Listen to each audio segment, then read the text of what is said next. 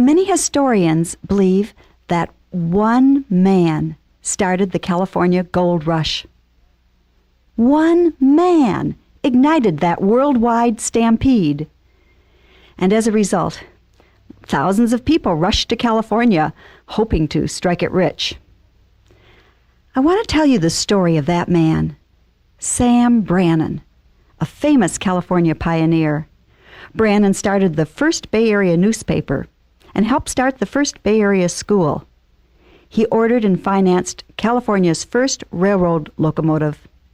He was the first defendant in California's first jury trial. In addition, he was elected to the first California state legislature. Oh, but we're talking about the gold rush. And Sam Brannan not only launched that worldwide stampede to California, he was the first to strike it rich. But there's another side to Sam Brannan's story.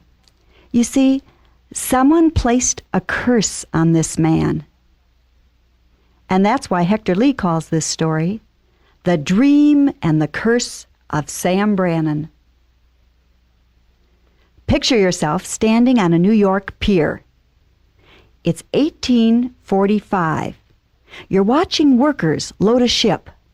You watch them haul crates of food, furniture. Oh, why, look, they're even loading a printing press. And what's all that machinery? Why, it's an unassembled sawmill. Let's ask what's going on.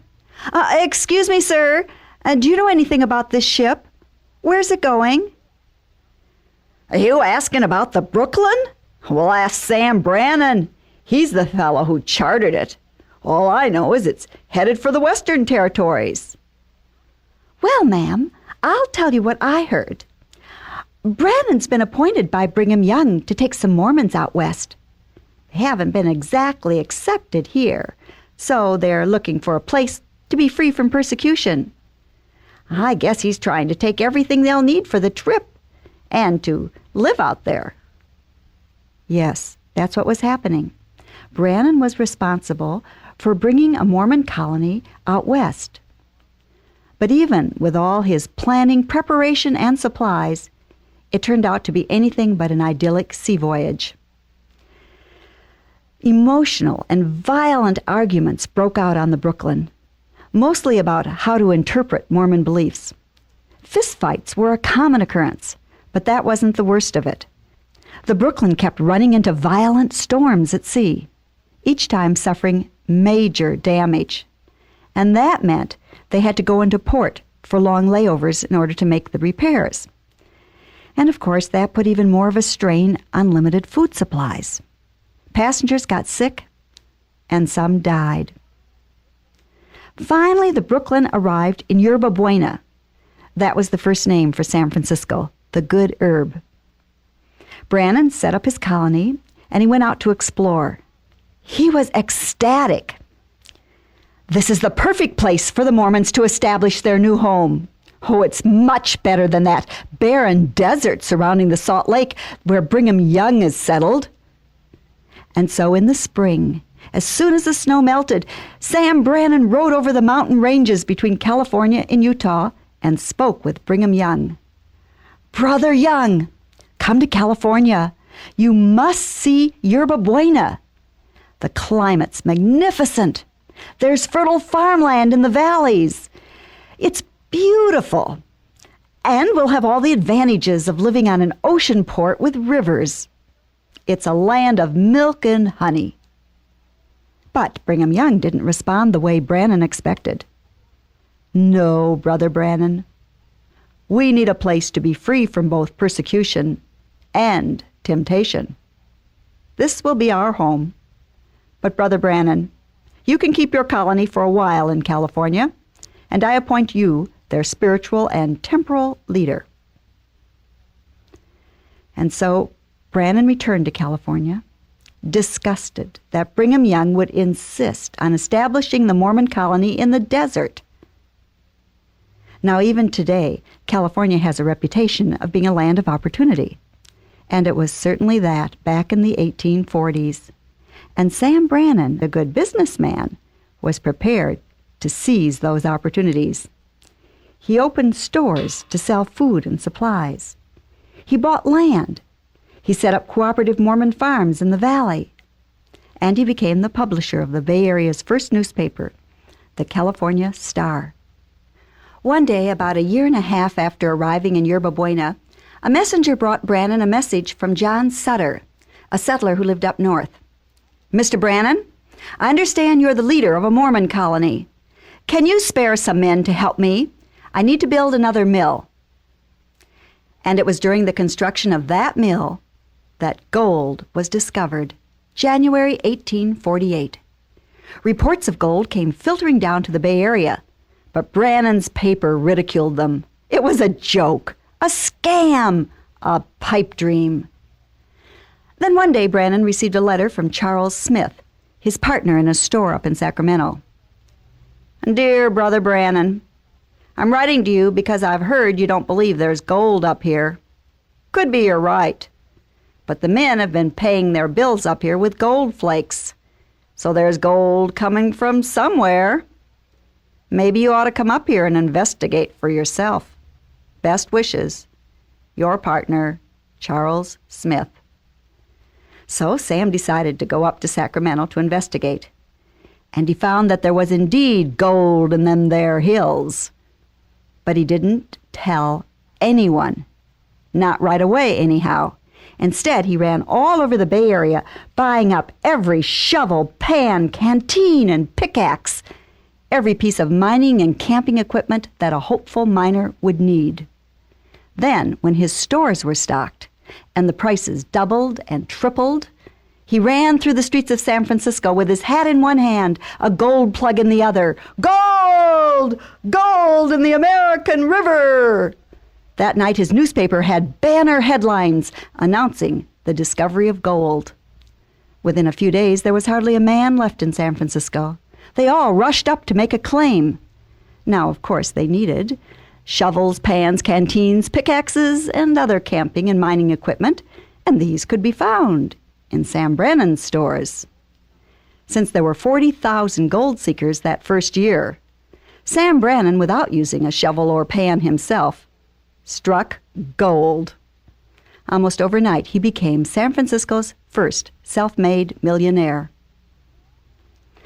Now, all this time, Brannan was still the appointed spiritual and temporal leader for the Bay Area Mormon colony, and part of his responsibility was to collect church tithes. He collected 1/10 of everyone's earnings. Brigham Young expected this money to be sent to Salt Lake City, but it never arrived. His repeated requests were ignored, and so he decided to send 2 of his apostles to personally speak with Sam Brannan. "It's the Lord's money, Brother Brannan. It belongs to the Lord." "You're quite right. The Lord should have the money." "Then you'll give it to us." No, you misunderstand. You bring me a receipt signed by the Lord, and I'll give it to you." When this was reported back to Brigham Young, he sent one of the highest officials in the Mormon Church to San Francisco, a man named Parley P. Pratt.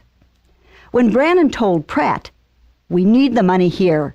I'm not going to send it to Salt Lake City," Pratt grabbed Brannan's arm. "You are a corrupt and wicked man, Brother Brannan.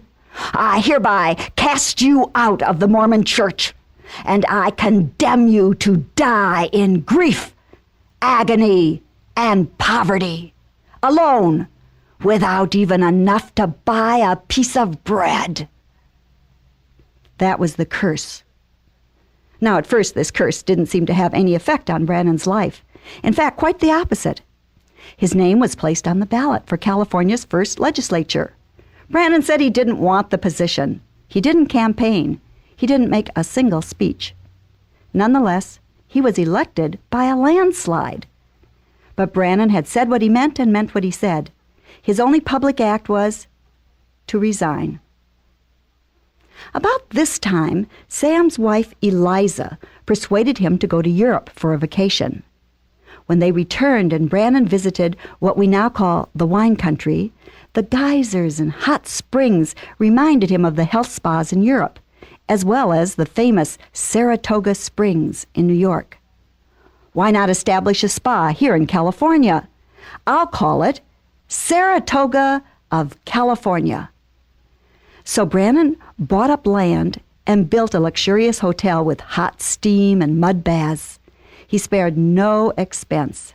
The spa was beautifully decorated. Acres of vineyards were planted, and he hired a European expert to establish a brandy distillery.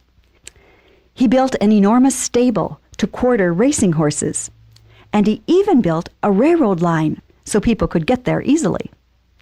He ordered California's first railroad locomotive, and it was sent by ship around the Horn. Brannan planned a grand opening for his new spa, which he decided to name Saratoga of California. At the evening grand opening banquet celebration, with the beautiful Lolo Montez sitting by his side, flushed with excitement, pride, and champagne, Brannan raised his wine glass to toast his new spa.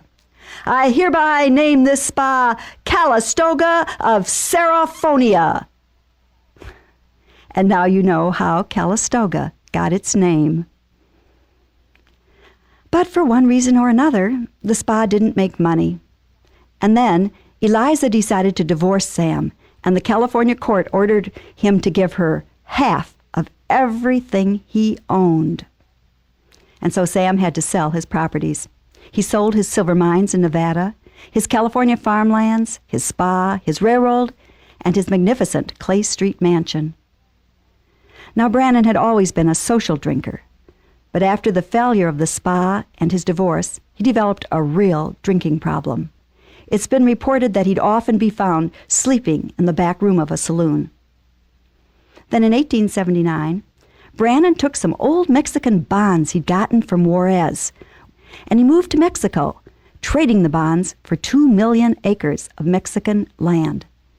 He settled down there with a group of friends, and for a time everything went well, but not long. You see, his so-called friends absconded with his money.